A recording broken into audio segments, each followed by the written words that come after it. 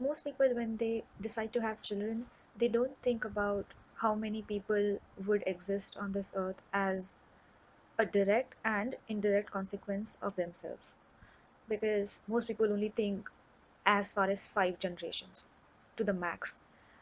They care about their kids, their grandkids, and the grandkids of their kids, but nobody thinks as far as what would happen to the child after maybe 30 generations, because it is so far in the future that you just cannot imagine them existing. I mean, of course, you know that you are going to leave a legacy behind.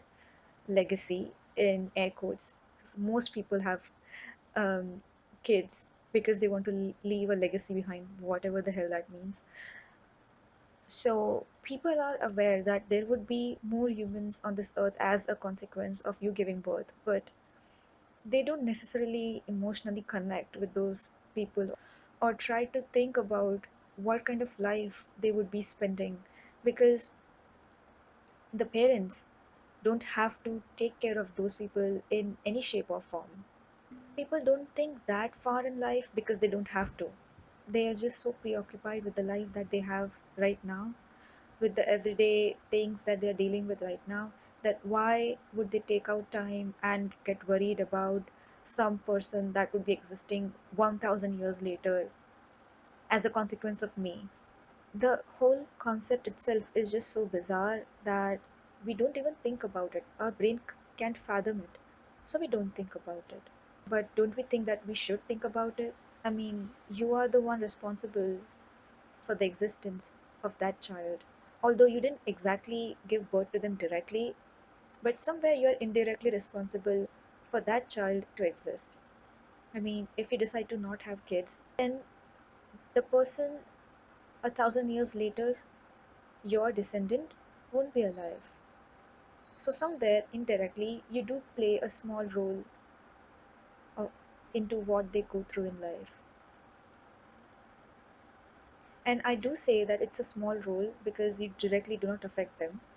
But I would say that this small role is not actually as small as most people think it is. Antinatalists believe that all of the suffering can be avoided if someone just simply does not exist. So, as an antinatalist, you can stop someone else from suffering by just not giving birth to them. And that does not just mean your own kids or their kids. You just stop the suffering of thousands of people that would be existing because of you procreating. So this does not just end with your children or your grandchildren. We all know that there was at some point no life ever. It was just silence, and then Big Bang happened, and then planets were formed, and then chemical reactions happened.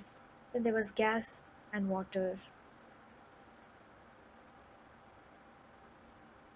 There were single-celled organisms, plants, animals, and humans.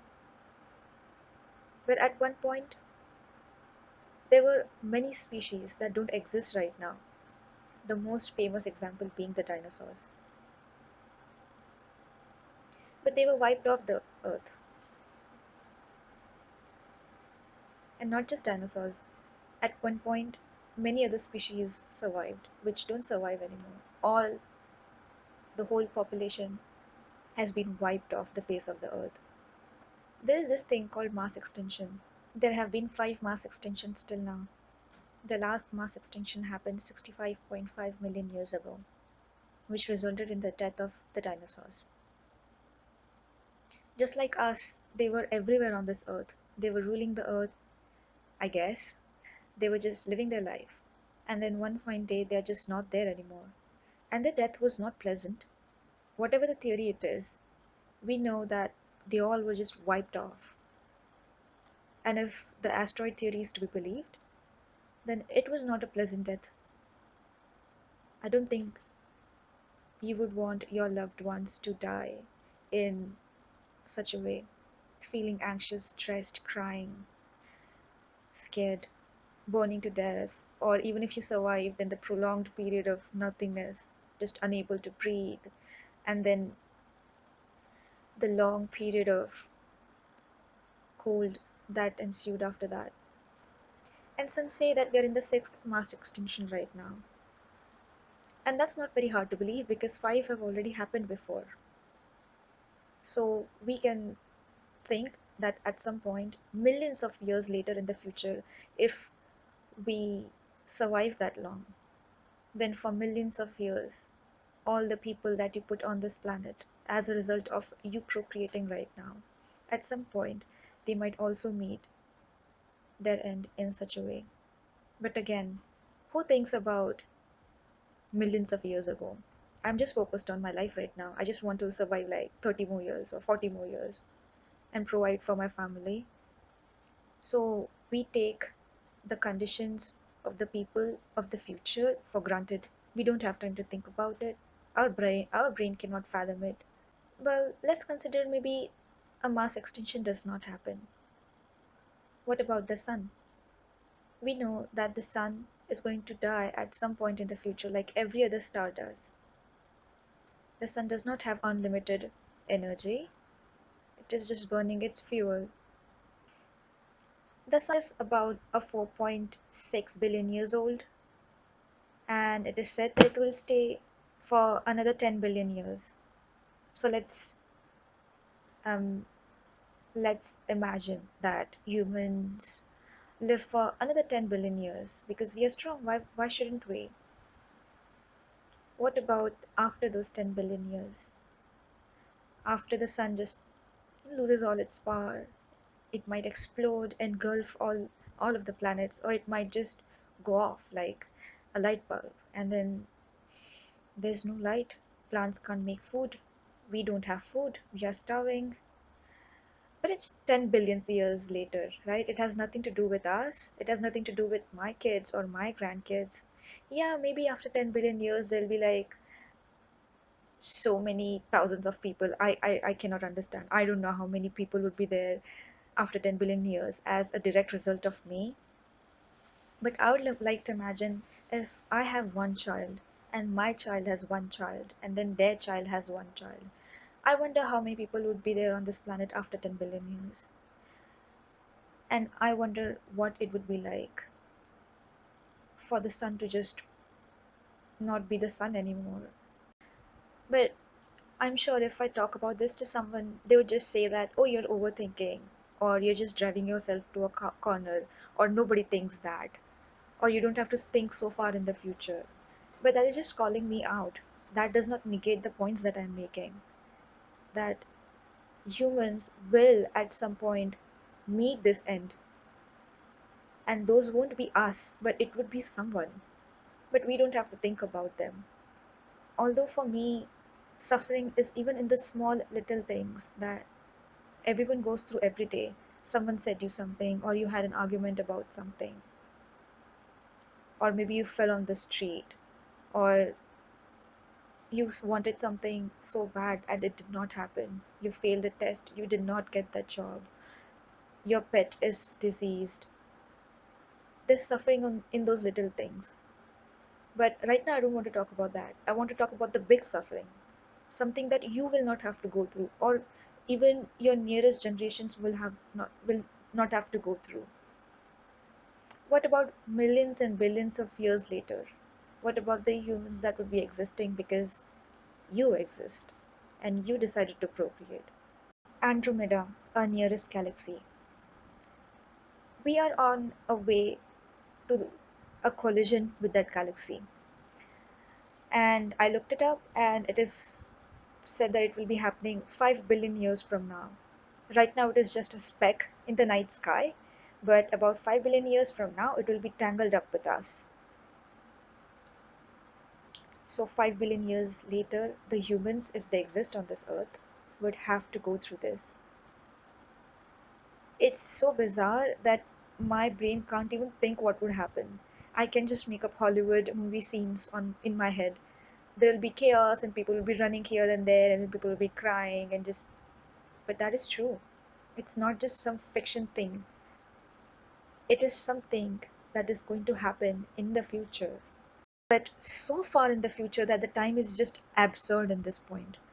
How do you explain 5 billion years? What exactly is 5 billion? I was thinking about how, even as an antinatalist, I just think about the issues of maybe till my grandchildren or great grandchildren, but not even 30 generations.